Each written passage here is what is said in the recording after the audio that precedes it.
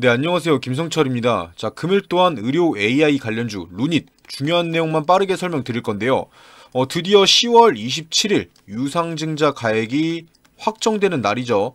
일단 이 10월 27일의 종가는 14만 3,300원으로 마감을 했기 때문에 자, 유상증자 가액 같은 경우는 이날의 종가와 최근 거래일 기준으로 계산되어서 확정됩니다. 당연히 이 1차 유상증자 가액이었던 15만 3,500원과 자, 2차 유상증자 가액 중 더 낮은 가격으로 확정이 될 거고요. 가장 최근 이 5거래일을 주가를 평균으로 자, 유상증자 가액을 계산했을 때는 10만 6천원에서 이 10만 7,800원 사이로 유상증자 가액이 확정이 될 겁니다. 뭐 여러가지 계산법이 있긴 한데 어차피 뭐 1,000원 정도 차이가 날 거니까 괜히 어렵게 계산할 필요 없이 이 확정가액 공시되는 거 기다리시면 되는 거고요. 이 유상증자 확정 가액 같은 경우는 지난 공시 보시면 알 수 있다시피 자, 10월 27일에 확정이 되고 이후 첫 거래일인 10월 30일에 공시될 예정입니다. 자, 어차피 지금 장 끝나고 기다려봤자 안 나오니까 이 다음 주 월요일까지 편하게 기다리시면 된다는 뜻이고요.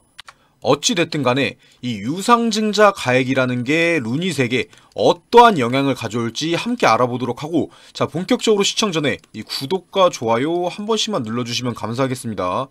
자, 바로 본론으로 넘어와서 이번 유상증자 확정 가액 같은 경우는 방금 전에 보여드렸다시피 10월 30일에 공개되겠지만 저희는 이 유상증자 가액을 10만 6천원에서 10만 7,800원 사이로 확정될 걸 예상해 놓은 상태죠. 자, 현재 주가가 얼마예요? 바로 14만원대입니다. 현재 주가만 유지하더라도 이 유상증자에 참여하시는 분들은 30% 정도의 수익을 가져간다는 건데, 이게 말이 30% 정도의 수익이지 이번 유상증자의 비율이 몇 대 몇이었어요? 바로 1대 0.14기 때문에 이 유상증자에 참여하더라도 평단가를 자신들이 가지고 있는 주식의 평단가를 눈에 띄게 낮추진 못할 거예요. 그래서 제가 전에 영상에서도 말씀드렸던 게 이 10월 17일에서 10월 24일 사이에 있었던 이 신주 인수권 매매 기간에 어느 정도 물량을 확보해 놔라, 이렇게 말씀드렸던 거예요. 뭐 이건 이미 지나간 일이니까 다음 방법에 대해서도 생각해 봐야 하는데, 자, 이제 유상증자 물량을 확보할 수 있는 방법은 단 한 가지밖에 안 남았어요. 바로 이 11월 1일에서 11월 2일에 진행되는 기존 투자자들을 상대로 한 유상증자 청약에서 유상증자 청약에서 참여율 미달로 인해 실권주가 생기는 거죠. 자, 실권주가 생기게 된다면 이 11월 7일에 진행되는 일반 투자자들, 자, 기존 투자자들이 아닌 일반 투자자들을 상대로 한 유상증자 청약에서 저희들 또한 물량을 확보할 수 있게 되는 겁니다. 당연히 이미 유상증자에 참여하기로 결정하신 분들은 이 실권주가 나오게 된다면 무조건 참여해야 합니다. 이 참여 방법 궁금하신 분들은 소통방, 자, 소통방 꼭 참여해 주시고요.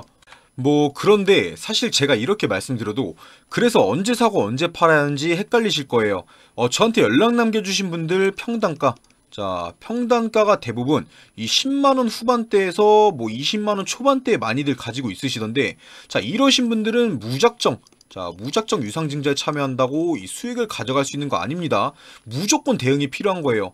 자, 하지만 말씀드렸다시피 이 매수하신 분들마다 평단가가 전부 다 다를 거기 때문에 뭐 영상에서는 12만원에 사고 15만원에 팔아라, 이렇게 공통되게 말씀드릴 수가 없어요. 자, 그래서 제 영상 시청 중이신 분들 전부 다 도와드리려고 제가 이 소통방, 자, 소통방을 하나 개설해 놨는데요. 이 소통방 안에서는 언제 사고 언제 팔아야 하는지 이 매수 매도 타점도 잡아드리고 있고, 지금 시장에서는 어떤 종목을 사야 하는지 종목 또한 매일매일 추천드리고 있으니까요. 영상 다 보신 후에 밑으로 내려보시면 이 설명란, 자, 설명란이랑 댓글창에 고정 링크가 하나씩 있을 거예요. 뭐 어렵게 제 번호로 연락 남겨주고 문자 남겨주고 그러실 필요 없이 클릭 한 번에 입장 가능하시니까 편하게들 참여해 주시고요. 참고로 주말에는 운영을 하지 않기 때문에 참여하신 분들은 평일까지 기다려 주시면 됩니다. 자, 다시 본론으로 넘어와서 이 10월 27일로써 유상증자 가액 같은 경우는 이미 확정됐기 때문에 지금부터 이 11월 1일까지는 주가를 올려야 하는 타이밍입니다. 자, 주말을 제외하면은 10월 30일과 10월 31일, 자, 이 거래일 정도가 남겠네요. 자, 이때 주가를 왜 올려야 하냐? 바로 이 11월 1일, 자, 11월 1일에 있을 유상증자 청약, 유상증자 청약률을 높이기 위해서죠. 자, 유상증자 가액이 10만원대로 확정된다고 했을 때 이 30일과 31일의 주가가 폭락해서 10만원대까지 간다. 그렇게 된다면 유상증자에 참여할 이유가 있을까요? 그냥 다 포기하고 매도하고 싶어 하겠죠. 자, 그렇기 때문에 이 사이에 주가를 올려서 유상증자 청약에 참여하게 만들 거예요. 그래야지 이 세력의 입장에서도 차익 실현할 수 있는 거고, 이 루닛이라는 기업 입장에서도 유상증자로 자금을 마련할 수 있게 되는 겁니다. 뭐 당연히 주식의 100%는 없기 때문에 어떠한 변수가 생겨서 상승이 안 나올 수도 있긴 하지만, 최소한 이 11월 7일까지 일반 투자자들을 상대로 한 유상증자 청약이 진행되기 전까지는 주가가 하락할 확률보다 상승할 확률이 높은 건 사실입니다. 자, 그런데 여기서 한 가지 또 아셔야 하는 게, 이 세력들 같은 경우는 당연히 여러분들과 마찬가지로 싼 값에 사고 비싼 값에 팔고 싶어 합니다. 이미 세력들 같은 경우는 바닥에서부터 주가를 끌고 올라왔습니다. 자, 어떠한 개인 투자자들보다 이 평단가가 낮은 상황이에요. 자, 거기에 더해서 이 고점에서 한번 유상증자 권리락에서 한번 이미 비중을 덜어냈습니다. 이 세력들 같은 경우는 리스크 관리까지 이미 끝난 상황인 거예요. 그렇다는 뜻은 이 세력들이 언제든지 매도해도 이상하지 않다는 뜻이고, 이 주가를 위아래로 마음대로 움직여도 부담스럽지가 않다는 거예요. 자, 이번 유상증자 발표 이후에 계속되는 하락으로 이 유상증자 가액 같은 경우도 10만원대로 낮게 확정 지었고, 이제 다시 주가를 올려서 팔기만 하면 되는 겁니다. 자, 그러기 위해선 당연히 다시 주가를 끌어올려야 하고, 이 투자자들을 유상증자 청약에도 참여시켜야 하겠죠. 자, 최종적으로 이 유상증자 청약은 11월 7일에 마무리가 됩니다. 만약 이때까지 11월 7일 전까지 주가의 상승이 적당히 나왔으면 이 세력들 같은 경우는 다시 차익 실현하면서 비중을 덜어낼 겁니다. 자, 이미 유상증자 청약에 참여시켰고, 이 기업 입장에서도 자금 마련이 끝난 거니까 충분히 세력 입장에서도 차익 실현을 할 수가 있다는 뜻이죠. 뭐 유상증자 청약이 마무리되는 11월 7일까지 주가를 견인 못했다 하더라도 결국에는 호재들을 하나둘 터뜨리면서 끌어올릴 거예요. 당연히 이 개인들이 고점에서 차익 실현하게 되면 이 세력들 입장에서는 차익 실현하기가 힘들어집니다. 자, 그래서 이 세력들이 차익 실현을 언제 진행할 거냐?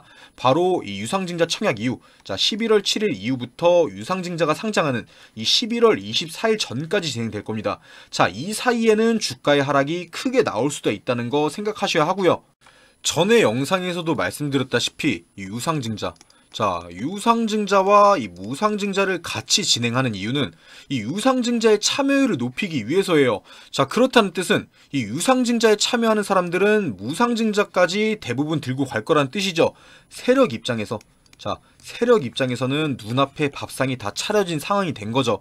자, 그래서 이 루닛에 투자 중이신 분들이라면 이러한 세력들의 계획을 미리 파악하고 상황에 따라서 대응해야 하는데, 당연히 본업으로 바쁘신 분들은 뭐 일일이 호가창 쳐다보고 이 차트 쳐다보면서 매매하기가 굉장히 힘드실 거예요. 그래서 제가 처음에 말씀드렸던 것처럼 이 소통방 개설해 놓은 거니까 꼭 참여하셔서 언제 사고 언제 팔아야 하는지 이 타점 받아 가시고요. 참여하는 방법은 방금 전에 보여드렸던 것처럼 영상 다 보신 후에 밑으로 내리셔서 이거 링크 간단하게 클릭하셔서 들어오시면 됩니다. 자, 그리고 제 영상을 시청해주신 분들을 위해서 이 선물을 하나 준비했는데요. 이 뉴스를 자세히 들여다보면 돈이 보인다라는 말이 있습니다. 그래서 제가 금일 준비한 돈이 되는 뉴스는 바로 폐배터리입니다. 보시다시피 최근 폐배터리에 대한 뉴스가 계속해서 나오면서 관심이 뜨거워지고 있는데, 폐배터리 말 그대로 수명이 다한 폐기해야 하는 배터리를 말하는 거죠. 다들 아시겠지만 현재 이 자동차 업계들만 하더라도 휘발유나 경유를 사용하는 내연기관차에서 수소나 전기를 사용하는 2차전지 자동차들로 넘어가고 있는 상황입니다. 물론 당장에는 이 내연기관 자동차들이 많지만 몇 년 뒤만 하더라도 이 전기차 같은 자동차들이 내연기관차의 점유율을 훨씬 넘어갈 것으로 보고 있는데요. 그리고 이러한 뉴스에서 돈을 벌 수 있는 포인트가 나옵니다. 일반적인 시선에서는 전기차 시장이 커갈 테니까 이 전기차 관련 주식에 투자를 해야겠다. 하지만 반대로 돈을 벌 수 있는 사람들은 생각을 하죠. 이 전기차 시장이 커갈 테니까 그 뒤에 어떤 게 수혜를 받을 수 있을까 하고요. 그래서 생각한 게 바로 폐배터리입니다. 사실 이 전기차 하면 투자할 수 있는 게 무수히 많습니다. 막막하죠. 뭐 전기차에 들어가는 이 외관부터 아니면 뭐 배터리에 들어가는 재료, 니켈이 됐든 리튬이 됐든 아니면 뭐 배터리의 종류, LFP 배터리가 됐든 전고체 배터리가 됐든 수많은 주식들이 있습니다. 하지만 결국 어떤 2차전지 배터리가 됐든 간에 수명을 다하게 되면 폐배터리로 넘어가게 되죠. 그리고 이 폐배터리 관련 주식들은 그렇게 많지가 않습니다. 심지어 이 폐배터리 주식들은 아직 많이 오르지도 않았어요.